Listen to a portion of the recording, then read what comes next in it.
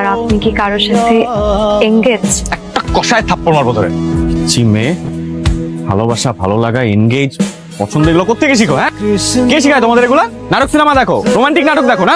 শোনো, তোমার যে বয়স, এই বয়সে তোমার একমাত্র কাজ হচ্ছে পড়াশোনা করা। পড়াশোনা করো, স্কুলের সবাইকে দেখায় দাও যে তুমি স্কুলের সবচেয়ে ভালো ছাত্র। দেখাই দিব, কিন্তু আমার একটা শর্ত আছে। কি?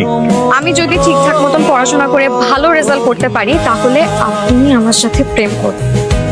আচ্ছা, পড়াশোনা করো, তারপর পরটা পরে দেখা যাবে। পরে দেখা গেলে তো হবে না, আপনার আমাকে এক্ষুনি প্রমিস করতে হবে। প্রমিস করেন স্যার। আপনি কিন্তু আমার হাত স্পর্শ করে প্রমিস করেছেন, এখন আপনি যদি কোনো কিছু উল্টাপাল্টা করেন আমি কিন্তু মারা যাবো স্যার। আরে তুমি মারা যাবা কেন? আমি আমার প্রমিস রাখবো। এখন যাও, আর একটা কথা শোনো, এখন থেকে পাগলামি বন্ধ করে একমাত্র কাজ হইতেছে পড়াশোনা করা, ঠিক আছে? আরেকটা কথা, রোমান্টিক নাটক দেখা একদম বন্ধ।